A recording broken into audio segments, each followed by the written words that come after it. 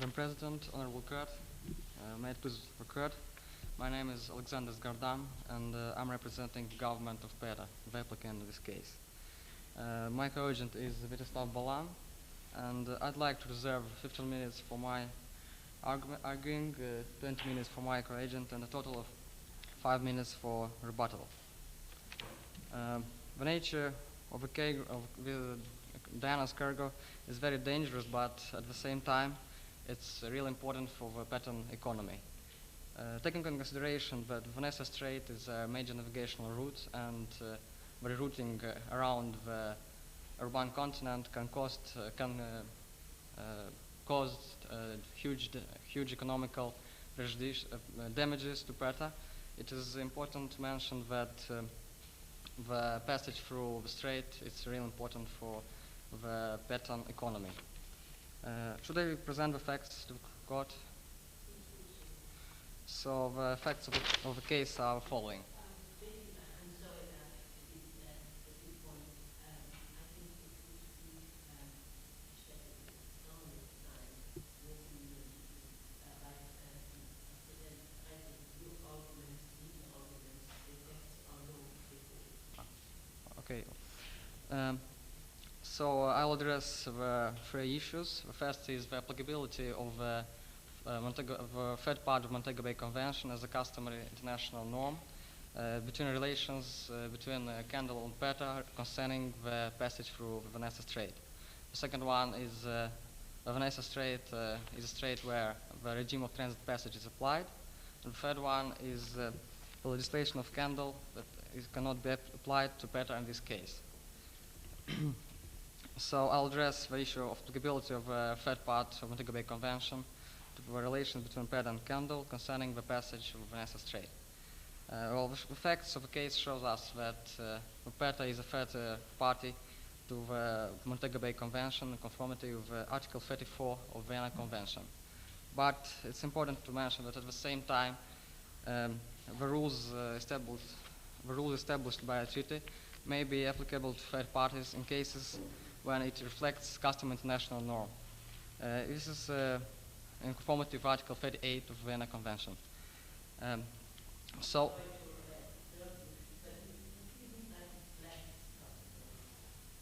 reflects means it has to be.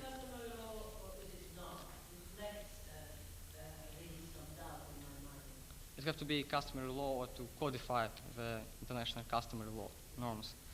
So we have to prove that the third part of the Montego Bay Convention is the international customary norm, and for this we should give some examples of state practice.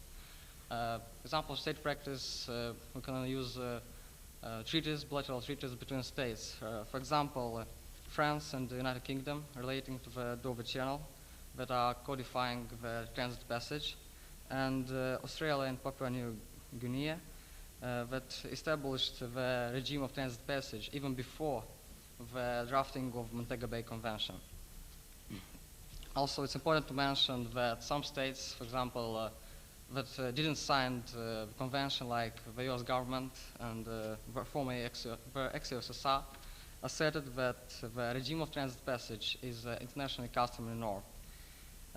At the same time, a lot of international specialists are speaking about the importance and the role of the transit passage. Even the structure of the Montego Bay Convention shows us that as a result of extension of territorial breadth, the breadth of territorial sea to 12 miles, we have to establish equilibrium between the coastal states and the states who are using the straits. So the transit passage is a right to go through the straits used in international navigation, which are major navigational routes, and it's established the Part 3 of Montego Bay Convention establishes this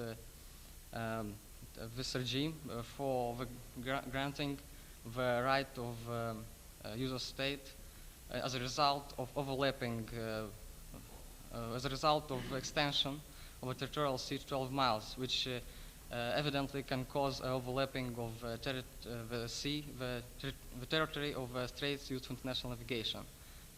Because it's important to mention that the majority of the straits used for international navigation have a width no more than 24 miles. So I will speak about my second argument, that is that Vanessa Strait is a strait.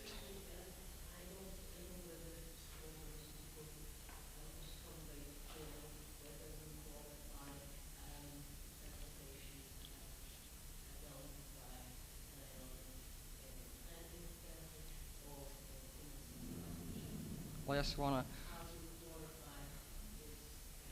I will address this issue right now, and the regime of transit passage should apply in Vanessa Strait.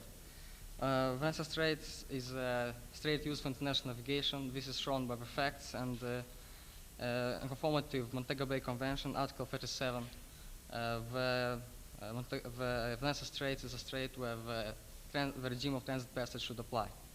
First of all, the Vanessa Strait is a major navigational route, and the second argument is that Vanessa Strait connects a part of high sea or exclusive economic zone of one state with another part of a high sea or exclusive economic zone of another state. We have a typical case of strait used in international navigation, where you should use the transit passage. The transit passage is a more liberal regime than the innocent passage, and the main obligation of the coastal states in this case is not to suspend, to hamper the transit passage of the states, of ships, of user states. Regardless of other aspects, this is a global, general, absolute rule not to have. Yes, this rule is based on the international principle of free navigation through the high seas and international straits.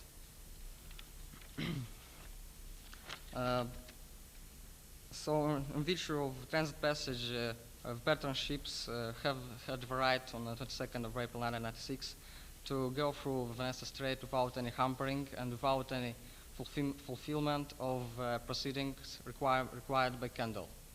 All the proceedings, like prior notification, consultation, authorization, and environmental impact assessment, are a kind of hampering, a kind of suspension of free passage through the strait. So all these proceedings cannot be applied to pattern ships. I'll speak about my third argument, which is that the legislation of Kendall is not applied to PETA in this case. Kendall, in virtue of its sovereign rights, can apply its rules and regulations over its territorial sea and over its territory. But it's really important to mention that the regimes used in the international straits are very different from regimes used in the territorial sea of a state. Taking into consideration the great importance of such straits used for international navigation, the international community established some special rules and, as I said, a special regime, the regime of transit passage. So, because the majority of the international straits used in international navigation are overlapped by the territorial seas of coastal states, we have, as a result, the appearance of transit passage. So we cannot agree, or we cannot apply the territorial breadth, the breadth of territorial sea. We cannot extend the breadth of territorial sea to 12 miles without accepting the regime of transit passage and accepting the equilibrium between the coastal states and the user states.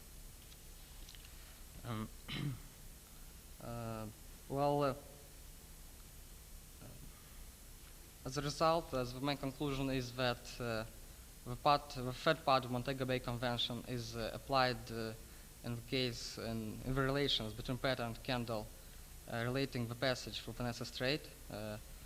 Second is that Vanessa Strait is a strait where the regime of transit passage is applied, and the third one is that legislation of Kendall is not applied to PETA in this case. I'd like my co-agent to continue. Thank you.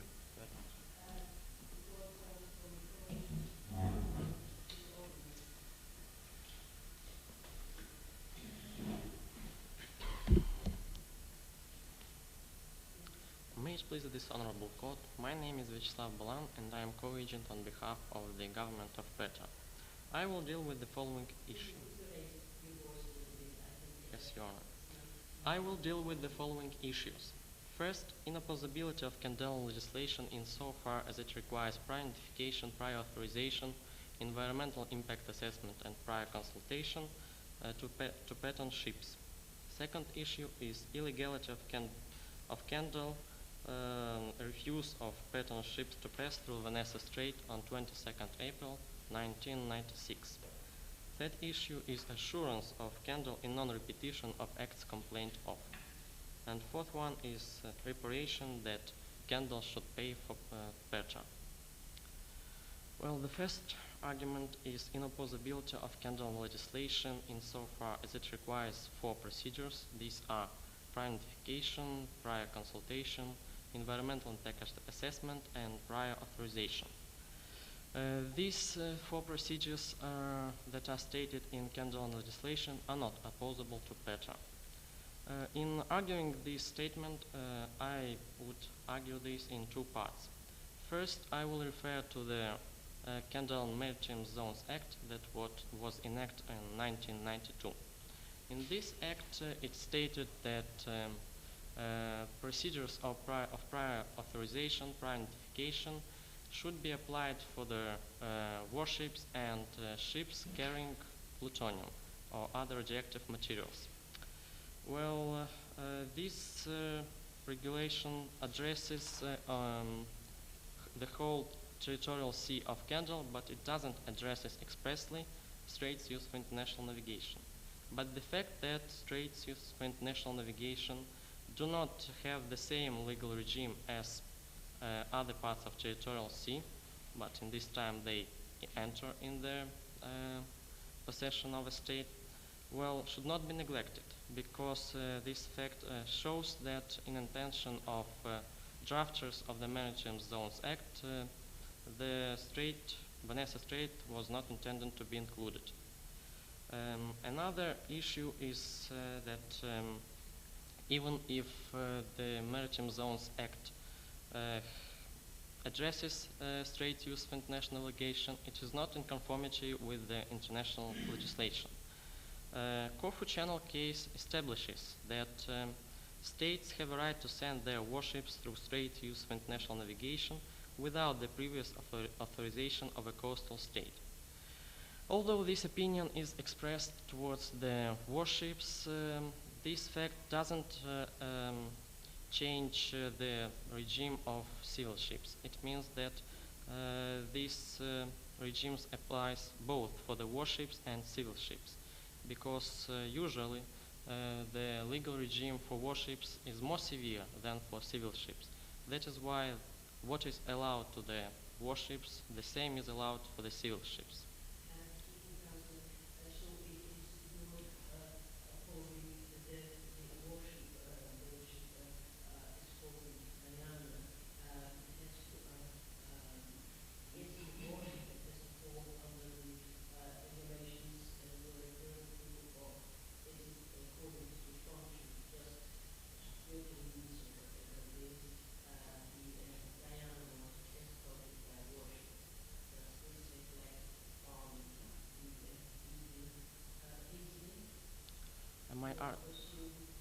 My argument is that not only warships are the subjects of this decision of the court on Corfu Channel case, but as well and civil ships.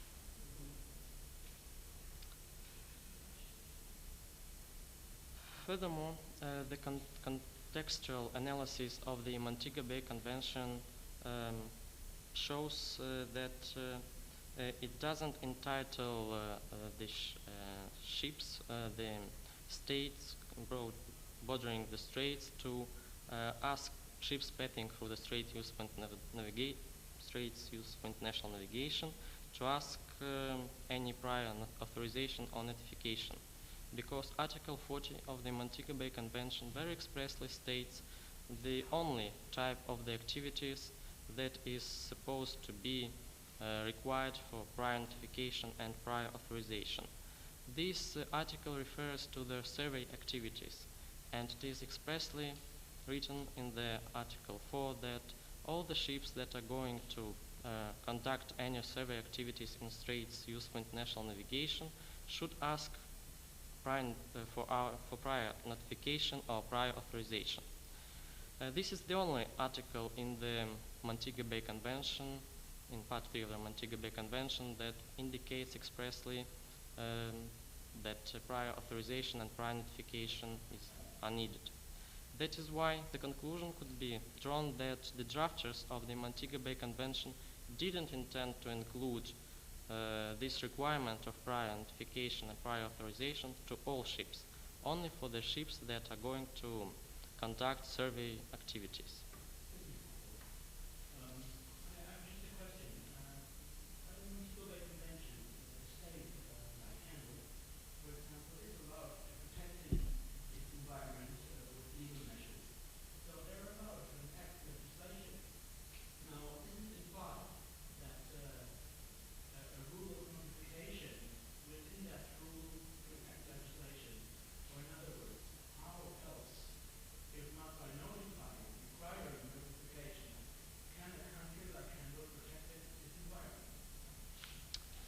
These measures could be different, but one of them that was enterprised by the operator was to put the dangerous cargoes in a special flasks.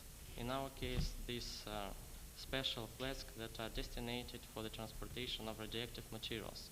I mean that the state that is intending to conduct a dangerous activity should enterprise any measures that could somehow minimize the danger of the cargo. But the state that is bordering the strait,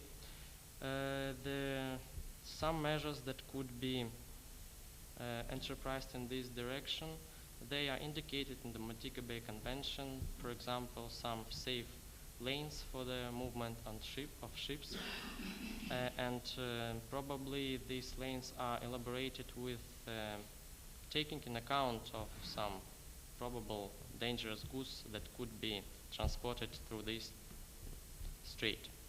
But mere the fact that the transportation of goods is dangerous, to prohibit them to enter strait is not possible, because it could danger all the whole economy of the world that is now, majority of it is based on energetics, and atomic energetics is one of the main points of this. Second, I'll refer to the proclamation on the Vanessa Strait that contains requirements of prior consultation, environmental impact assessment, and notification. First of all, it should be mentioned that proclamations usually do not have any obligatory legal power. They are simply call or ask to persons or states to whom they are destined to do something or to do not something. But this doesn't mean that they have any obligatory, compulsory, mandatory legal power. That is why the proclamation on Vanessa Strait is not obligatory applicable for the Diana and its escorting warship. Secondly, it was issued on 22nd April 1996, only a day before the Diana passage through the Vanessa Strait. This term is very short, and it is not the term for the preparation of the necessary procedures to the Diana ship. Moreover, it was in process of sailing, and moreover that this costs money.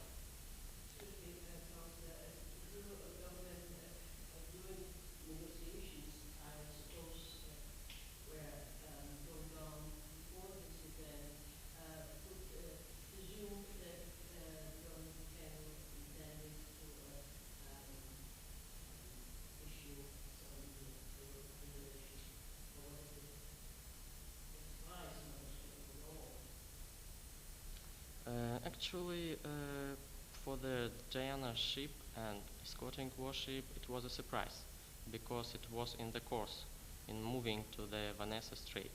But for all other ships that were staying in the ports of Petra or Osmond, they were not.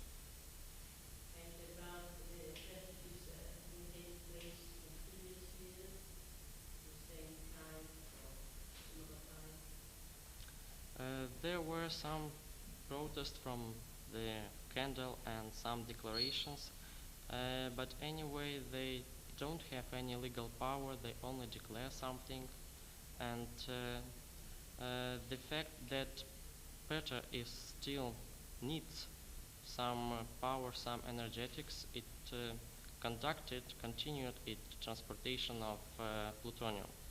That is why this declaration having no legal power, they don't bound Peter, and that is why it continued its trips of ships.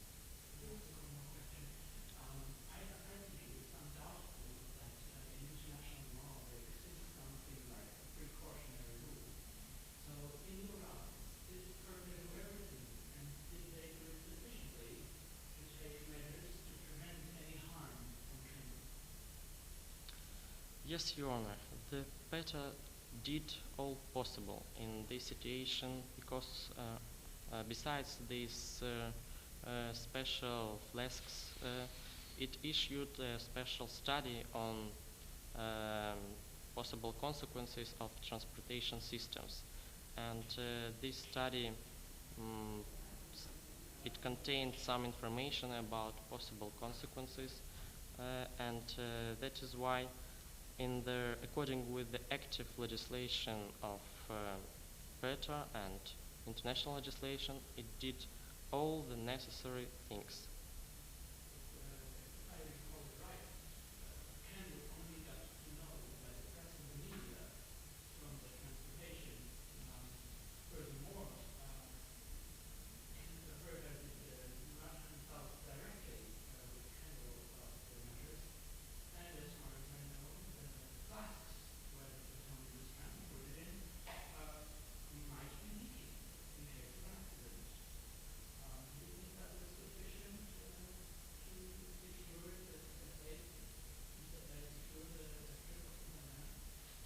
Yes, Your Honor, because PETA does not have an obligation to consult with Candle as to the process of transportation of nuclear materials, plutonium in our case, because it can affect the safety of the good, of the plutonium, and that is why this procedure of consultation it's dangerous for the PETA.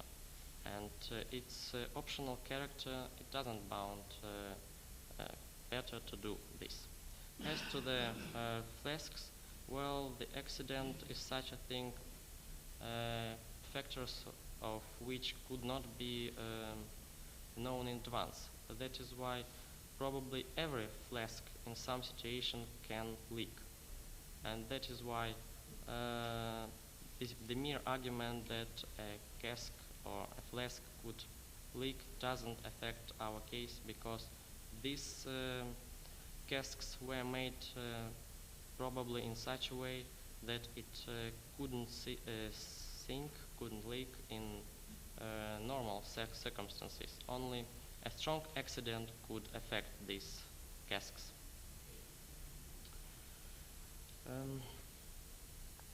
The fact that this proclamation was issued only a day before, it couldn't give a possibility to PETA to enterprise any norms.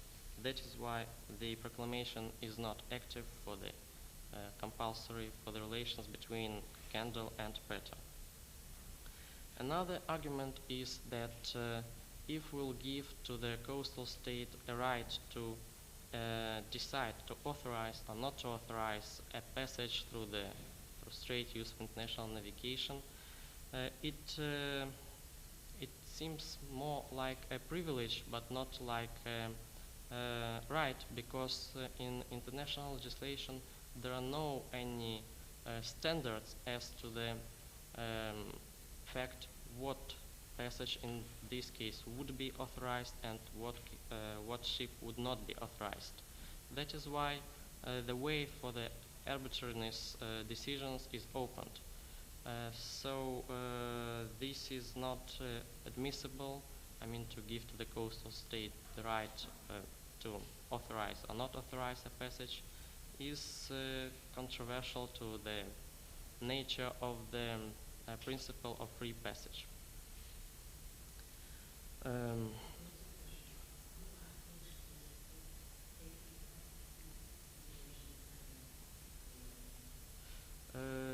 My other issue is referring to the non-admission of the pattern ships Diana and the escorting warships on 22nd April of 1996 in Vanessa Strait.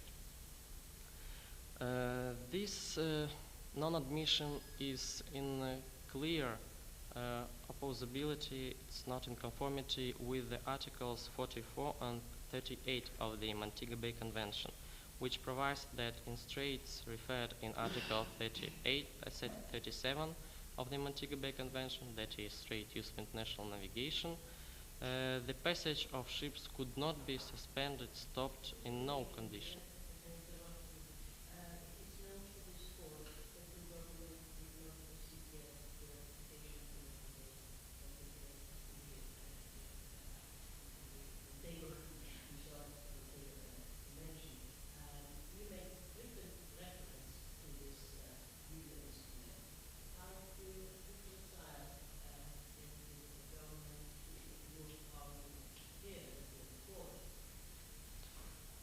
Actually, the whole Montego Bay Convention now is customary law. That is why, basing on the provisions of the Vienna Convention on the law of the treaties, a norm could be used before this court if it is a customary norm. Well, Articles 38 and 44 prohibits to a coastal state to stop, to suspend, to hinder the passage of ships through the strait. These articles are unconditional, so they have an absolute character. This stopping, hampering, or suspending of passage could not be admitted in no case. The fact that these articles refer to all ships means that it refers to warships and ships carrying plutonium as well. It is asserted that Article 233 of the Montego Bay Convention enforces do it more powerful that this rule that it couldn't be stopped in no condition.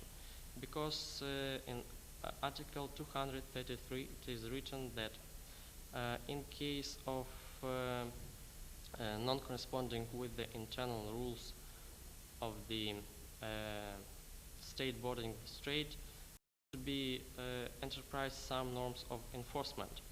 But the fact that Part 10 and Article 236 of the Montego Bay Convention indicates a group of vessels that are not affected by the Article 233, it shows that the state vessels and war vessels, they are not subjects to the Article 233. And in the clarifications, it is written that Diana is a governmental vessel. That is why it couldn't be stopped, even in the case if it doesn't comply with the regulations of the state bordering the strait. The third issue is assurance of the candle that it will not repeat the acts complained of. There is a principle of international law in the case where an illegal act is complained, it should give a satisfaction to the another state that was infringed. In modern international law, such a measure as excuses and assurances that the act will not be repeated are usual. That is why Candle is obliged to assure the patter that these illegal acts, non-admission of ships, will not be complained of. And going further, Candle is obliged to repair the damage caused to the Candle in sum of 1,700,000 of American dollars, US dollars.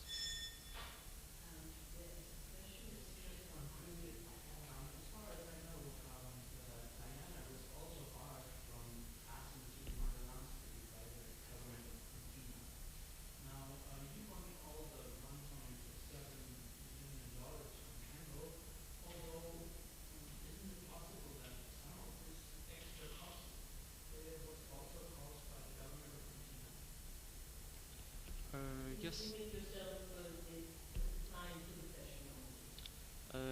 The government of Antina, it didn't complain any illegal acts. That is why it is not entitled to pay any sums, and the full sum should be paid by state that complained an illegal act. In our case, this is scandal. Thank you.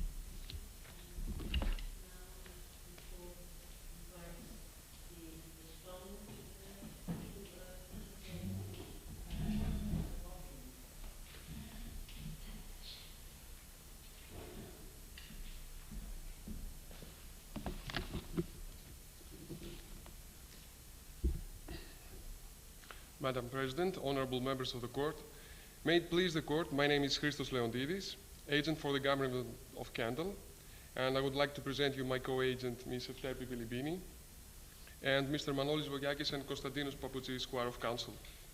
I would like to reserve 20 minutes of our time for my part of the argument, 15 minutes for my co-agent, and 8 minutes for our rebuttal. Madam President, honorable court, the government of Kendal wishes to commence by stressing its right to legislate with respect to its territorial sea by virtue of the principle of territoriality.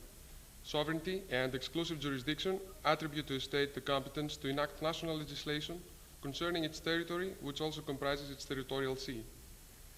Kendal, being a sovereign state, enacted legislation in order to deal with the risk arising in the Vanessa Strait by the passage of ships carrying ultra-hazardous cargo. The Diana's passage entails such risks due to its inherently dangerous cargo, therefore poses a significant threat to Kendal's population, environment, and economy. According to the 1958 Territorial Sea Convention, a passage is not innocent when it is prejudicial to the peace, security, and good order of the coastal state, and in Article 17 prescribes the right of the coastal state to legislate on innocent passage. 17 of the 1958 Territorial Sea Convention. Further disregard of our concerns triggered Kendal's legislative response, which took place as the 1992 Maritime Zones Act in order to deal with risks arising from such ultra-hazardous shipments.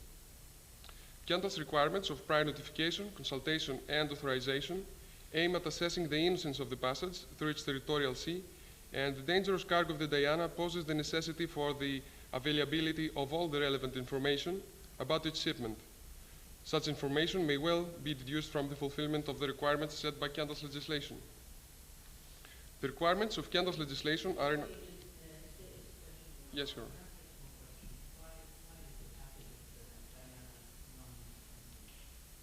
Due to its inherently dangerous cargo.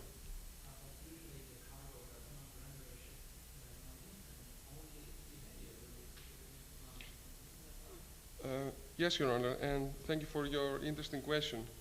There is a specific article, Article 23 of Part 2 of the 1982 Montego Bay Convention, which refers especially to these ships, well, more specifically to nuclear-powered ships or ships carrying nuclear cargo. These ships have to carry certain documents about their cargo, and such documents were not provided by the Pertan ship. May I continue? The requirements of Kendal's legislation are in accordance with treaty law, as demonstrated in the 1992 Biological Diversity Convention, to which both PERT and Kendal are parties. Furthermore, Kendal national legislation is in conformity with customary international law as evidenced in the Lake Lanu case. In addition, Kendal's legislation is justified by the precautionary principle. This principle emerged from the increasing need to protect the environment from the risk of pollution and is expressly stated in the 1992 Rio Declaration. It's important to note that prior notification, consultation, and environmental impact assessment are requirements reflected in the 1982 Law of the Sea Convention and thus acquire particular validity as far as their opposability is concerned. The 1982 Law of the Sea Convention, having enjoyed a widespread ratification, indicates a respective widespread state practice, which accepts as necessary measures for the protection of the marine environment prior notification, consultation, and EIA, environmental impact assessment. More specifically, Article 198 stipulates the obligation for states to notify other potentially affected states when they become aware of an imminent danger or actual damage to the marine environment. Articles... Yes, Your Honor. Consider the passage of Diana as imminent damage to the country? Thank you, Your Honor. It's not an actual damage, but it's our government's contention is that it is an imminent danger, since no one can say for sure that nothing will happen and the voyage will be safe and unsuspendable by any incident. Yes, Your Honor. Yes. Is an imminent incident. That means a potential incident is one which... Thank you, Your Honor. I can understand the discrimination. It's another thing to say about the potential danger, and another thing is the imminent danger. What exactly happens here in the present case is that the cargo of the ship is so dangerous, and the potential danger, the effect of an accident to the Diana, which is not an ordinary ship, might entail a catastrophe for our state. So it has nothing to do with the quantity of the danger. As long as it's there, it's an imminent one. In this present litigation, the potential danger can be equal to an imminent danger. Yes, that is what you're saying. You're saying that if the resultant damage is catastrophic, then any risk must be treated as an imminent risk. Exactly, thank you. Whether or not it is simply a potential. This is my point. Thank you. May I continue?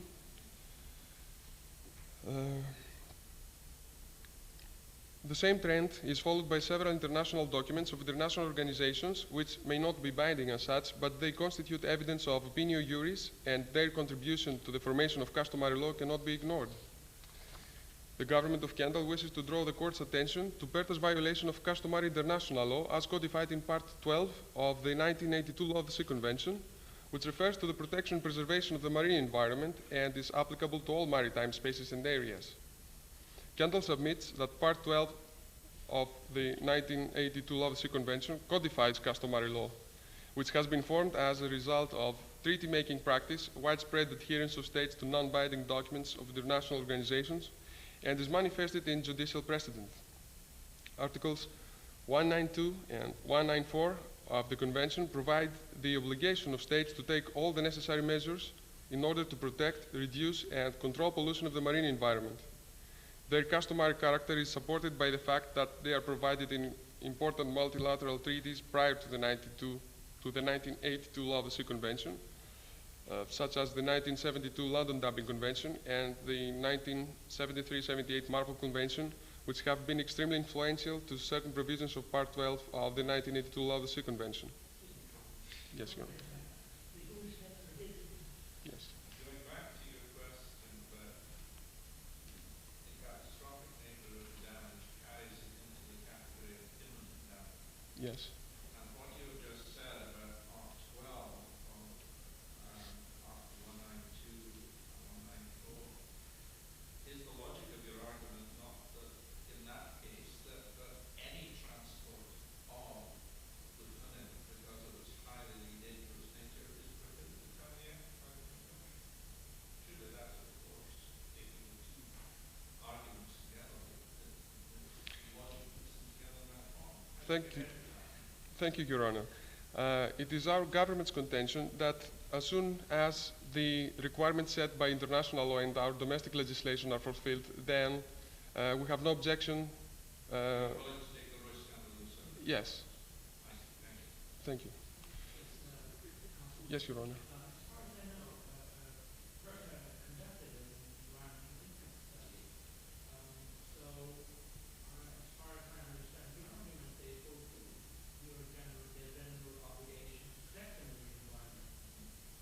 Thank you, Your Honor. Again, it's our government's contention that this environmental impact assessment was a mere formality in order to get the plutonium export license from Asmund. It was not a comprehensive environmental impact assessment, which entails a lot of data and information about the impact of a potential and imminent danger which is inherent to such shipments. Thank you, Your Honor.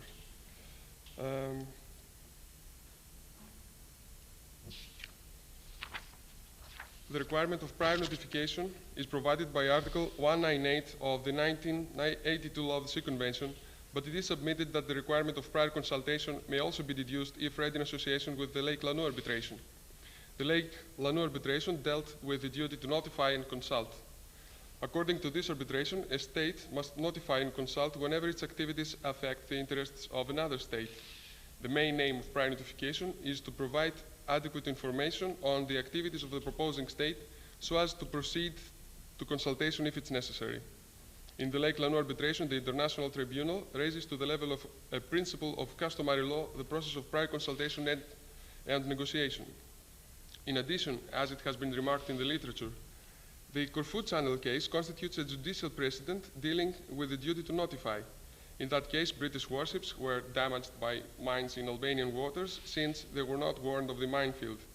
In its judgment, the court noted that the Albanian authorities had the obligation to notify the approaching British warships on the existence of a minefield in Albanian waters and that the duty to notify serves shipping in general.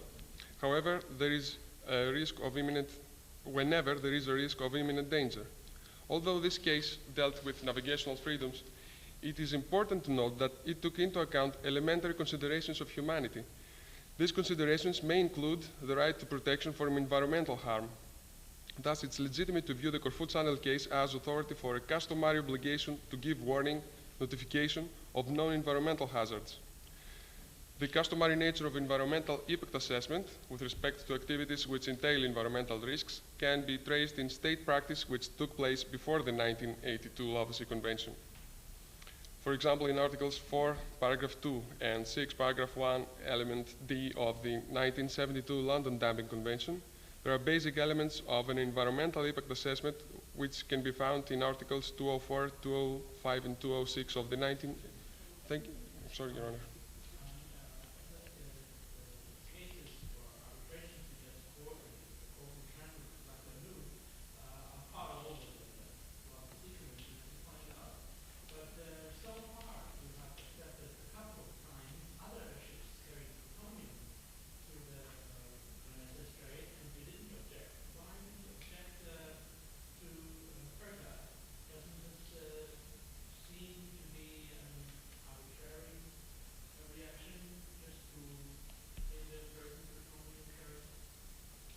Thank you, Your Honor. As far as I can recall from the facts of the case, we were constantly objecting to PERDA since it hasn't fulfilled the requirements our domestic legislation set. I'm not aware of that. Thank you, Your Honor. Furthermore, the customary nature of the requirement of an environmental impact assessment is reinforced by Principle 21 of the 1972 Stockholm Declaration, which requires states to avoid causing transboundary pollution to other states. However, the realization of Principle 21 is feasible only with the adoption of the requirement of environmental impact assessment, which provides the necessary information for the effective prevention of marine pollution. However, even if Part 12 of the 1982 Law of the Sea Convention does not codify existing customary law, it has evolved into custom. The relevant provisions of Part 12 are of non-creating status. In particular, this norm-creating character is reinforced by the fact that no reservations are admissible under the 1982 Law of the Sea Convention. Furthermore, the 1982 Law of the Sea Convention has acquired widespread and representative participation. The support for the ideals, principles, and goals as embodied in the conclusion of the 1982 Law of the Sea Convention is reaffirmed and strengthened by the fact that the majority of states which abstained in the voting have subsequently become signatories to the Convention. The customary nature of Part 12 of the 1982 Law of the Sea Convention is reflected and involved in subsequent treaties. Article 194 is considered of customary status by a very important treaty. Yes, Your Honor.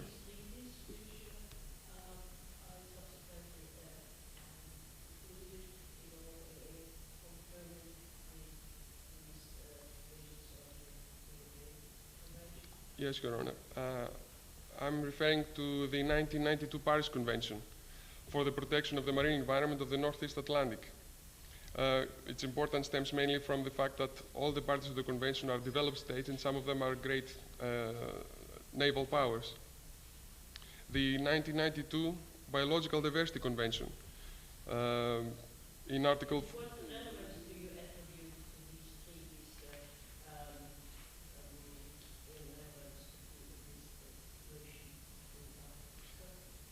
this version? Their articles seem to be inspired by principles which were codified in the 1982 Law of the Sea Convention, although we can go much further back in the future. The same requirements are present in Article 6 and in Article 4 of the 1989 Basel Convention. It's worth noting that the Basel Convention prohibits the exporting state to authorize the shipment of hazardous waste without the previous written consent of every transit state party to the convention. Kendall shares the view of Antina, which asks for an extension to INF materials of a prior informed consent procedure. The customary status of Part 12 of the Law of the Sea Convention is supported and has evolved by virtue of documents of international organizations. Principle 2 of the 1992 Rio Declaration is identical with Principle 21 of the 1972 Stockholm Declaration.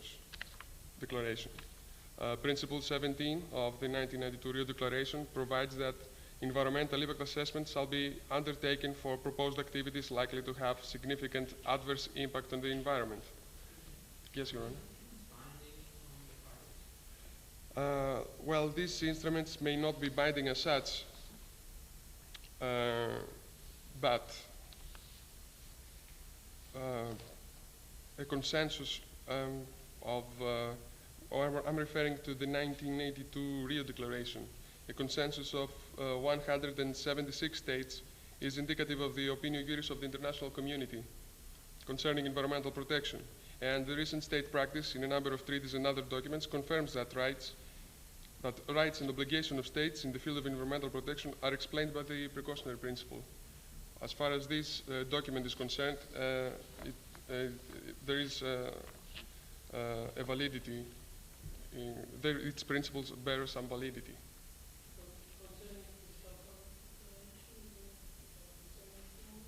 Yes, it's a very widespread accepted declaration, the 1972 Stockholm Declaration as well. We can practically detect identical provisions.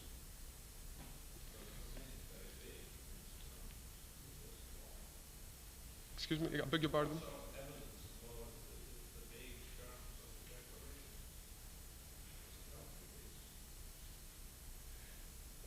Well, there's no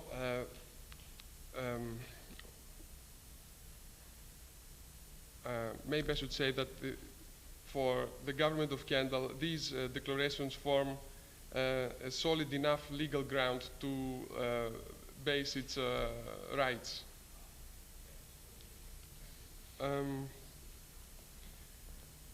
I will not quote another one. Well, if you want me to, I can do it. Thank you. For example, I haven't mentioned Principle 19 of the 1992 Rio Declaration on Environment and Development, which provides for timely prior notification and consultation among states regarding proposed activities that are likely to endanger the environment, and that the consultation may take place at an early stage and in good faith. Agenda 21 follows this direction, and the IMO in 1996 referred to the same requirements, leaving simultaneously room for further consideration and review. Should the court have no further questions, I ask permission to be relieved and give the floor to my co-agent. Thank you.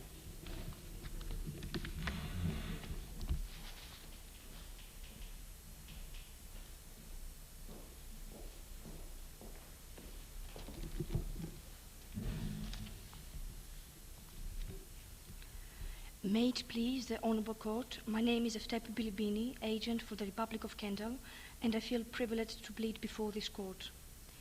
In the process of my argument, I will try to demonstrate that transit passage is an institution introduced for the first time in the 1982 Law of the Sea Convention. I'm about to demonstrate that PETA should take into consideration further developments of international environmental law, and that PETA violated its international legal obligation to give prior notification, consultation, and environmental impact assessment, and such a violation entails international responsibility. The right of transit passage was introduced for the first time in the 1982 Law of the Sea Convention. This right is a product of a compromise between states asserting that international straits should be governed by the regime of innocent passage, and states pleading for a free and unconditional passage. According to authority, while in principle the regime of transit passage could be confirmed as customary law, there is no evidence of a trend to this direction. The right of transit passage in the 1982 Law of the Sea Convention has no counterpart in the 1958 Geneva Convention.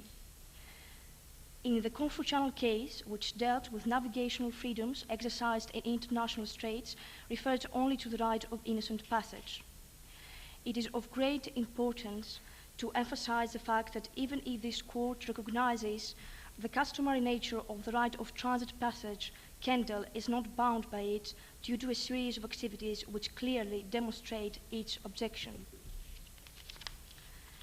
More specifically, the passage of the Diana has been each time accompanied by protests forwarded by Kendal to PETA invoking the ultra-hazardous nature of the cargo. Furthermore, Kendal renewed in 1993 and 1994 its request through diplomatic channels that PETA provide a prior environmental impact assessment of its plutonium shipments through the Vanessa Strait. In addition, in 1995, Kendal, in its diplomatic note to PETA, protesting for the fifth passage of the Diana, reaffirmed its strong concern with regard to the potential disastrous environmental effects of the discharge of even a small amount of plutonium into the Green Sea. Beg your pardon. All the above mentioned activities constitute clear evidence of objection to the right of transit passage with regard to the transportation of hazardous material such as nuclear material, even if it is recognized as custom by this court. At this point, our government wishes to stress the fact that a number of coastal states bordering straits demonstrate their objection to the right of transit passage by non-signing the 1982 Law of the Sea Convention. The government of Kendal wishes to submit that only states parties to the 1982 Law of the Sea Convention shall be entitled to benefit from the contractual rights created by the provisions of Part 3 of the Convention, which refers to transit passage. PETA is not yet a party and therefore cannot invoke transit passage against Kendal. In addition, PETA doesn't only have an obligation to abide by customary laws codified in Part 12 of the 1982 Law of the Sea Convention, but also an obligation according to Article 18 of the 1969 Vienna Convention on the Law of the Treaties, to refrain from the acts which would defeat the object and the purpose of the treaty. At this point, it is of great significance to refer to the Capchikavona-Gimaros case, where this court ruled that during the implementation of a treaty, the evolution of rules of environmental law should be taken into consideration. It is our government's position that PETA should have taken into consideration the development of customary law on the protection of marine environment as illustrated in subsequent treaties and international documents that has taken place after the 1982 Law of the Sea Convention. There are treaties subsequent to the 1982 Law of the Sea Convention, for example, the 1992 Biological Diversity Convention and the 1989 Basel Convention, which reaffirm and extend the measures for the protection of the marine environment as they were demonstrated in the 1982 Law of the Sea Convention. More specifically, Article 14.1c of the 1992 Biological Diversity Convention prescribes prior notification and consultation on activities which are likely to significantly affect the biological diversity of other states. It is worth noting... Yes, Your Honor.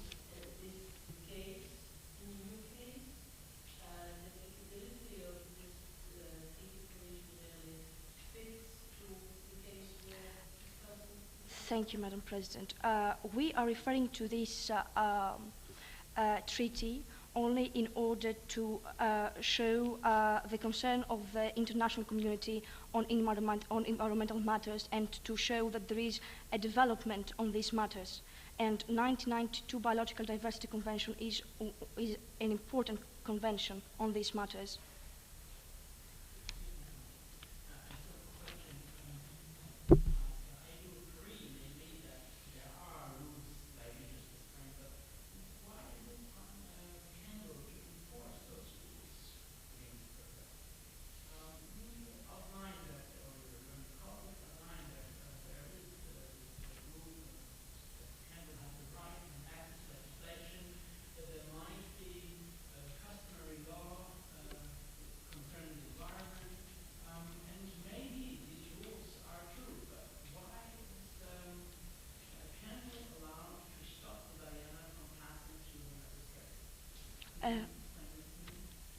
Why Kendall is allowed to not permit Petra to pass through the Vanessa Strait?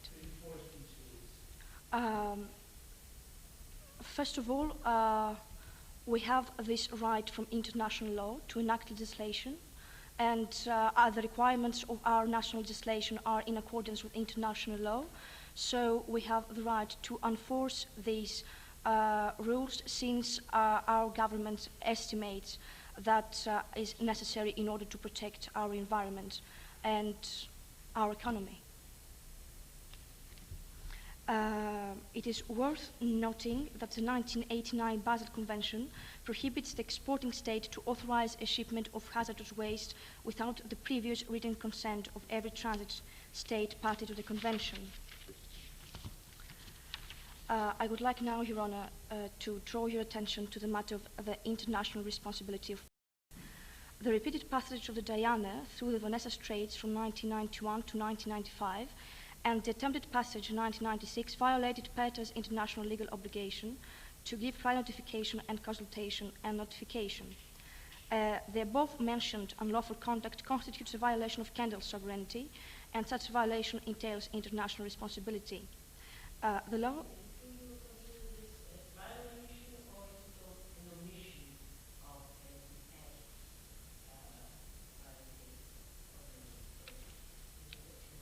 Yes, it could be characterized as an omission because Petra had the obligation to fulfill some requirements according to international law, but this omission actually is a violation.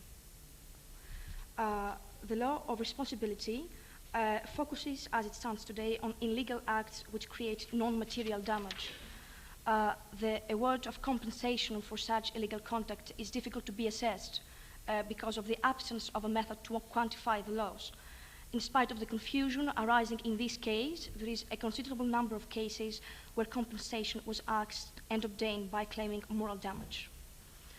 In the Malone case, the tribunal acknowledged that Canada had suffered moral damage because of the sinking of a ship flying the Canadian flag. In the Rainbow War case, New Zealand asked and obtained satisfaction by claiming moral damage for the violation of its territorial sovereignty by France. In addition, in the Rainbow Warrior case, the arbitral tribunal ruled that monetary compensation could be made involving serious moral damage, even though there is no material damage. In conclusion, Petra disregarded the requirements of prior notification, consultation, and environmental impact assessment. The path to the Diana, without the fulfillment of the requirements set forth in international law, is a violation of Kendall's sovereignty, and even though it did not cause any material damage, it resulted in moral damage. Should the Honourable Court have no further questions, I would kindly ask for your permission to be relieved. Thank you. The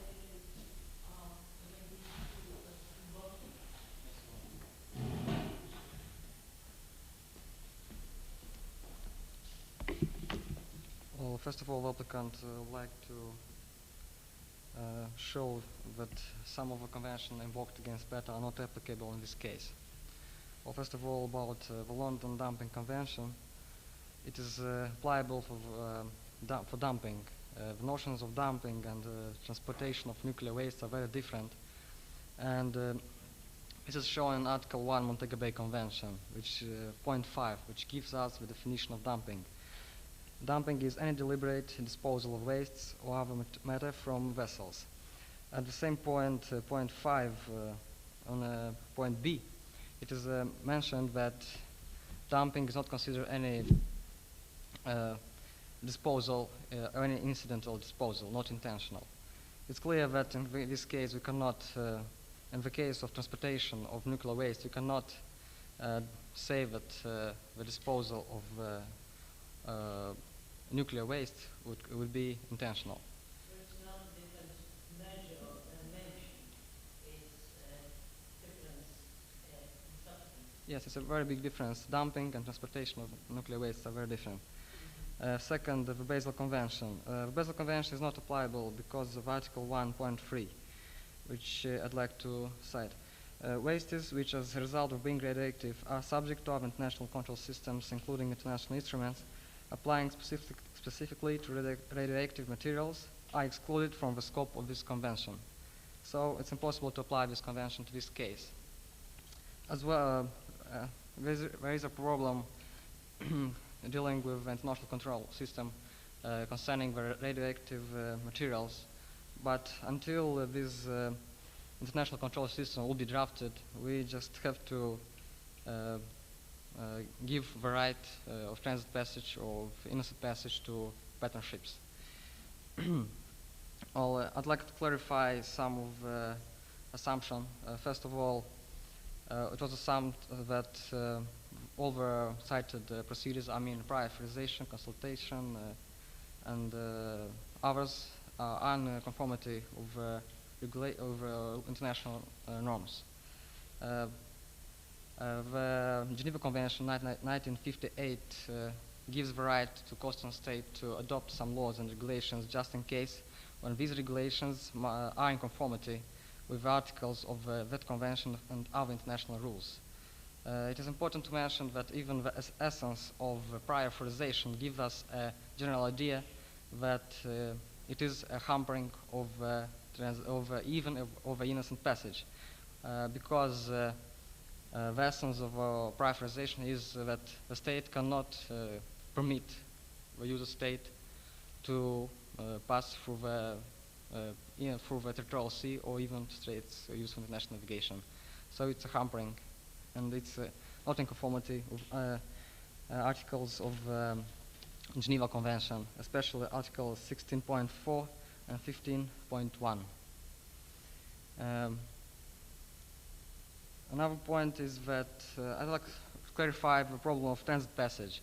The transit passage, it's true, appeared as a result, appeared first in the Montego Bay Convention as a result of extension of breadth, 12 miles breadth for territorial sea, because it was a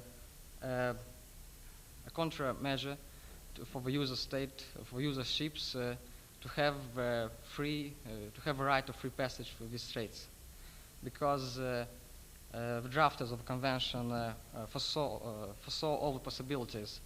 For example, the possibility which we have in the Vanessa Strait case, when the strait used for international navigation are overlapped by the territorial sea of a coastal state. So the transit passage is just a right given to the users to, for example, in our case for pattern ships, to use this international straits in conformity with international regulations. I think that's all. Thank you for your attention.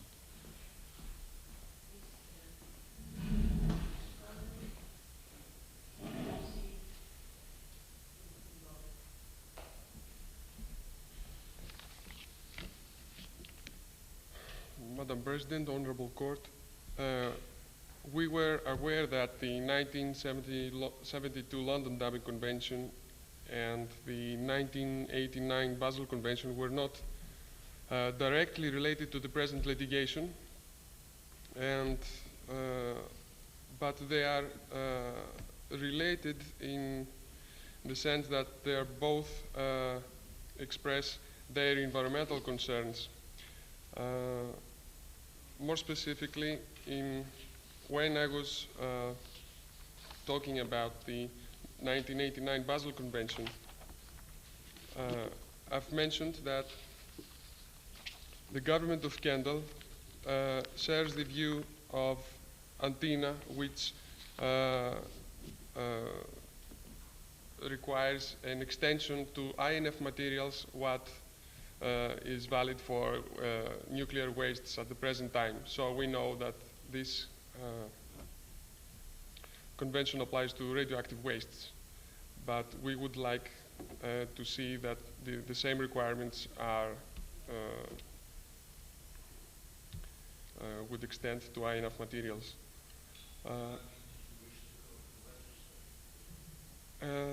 Well, Your Honor, a favorable decision in the present litigation would be the nicest thing. It will be a nice precedent for next generations to come. As far as prior authorization is concerned, it's our government's contention that Article 23, which requires document for nuclear powered ships or ships carrying nuclear cargoes, it would be meaningless to carry those documents if these documents were not inspected by anyone. So if these documents were insufficient, then why should an authorization be granted?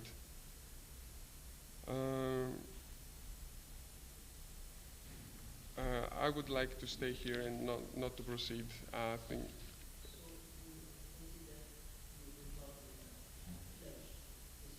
Yes. Thank you.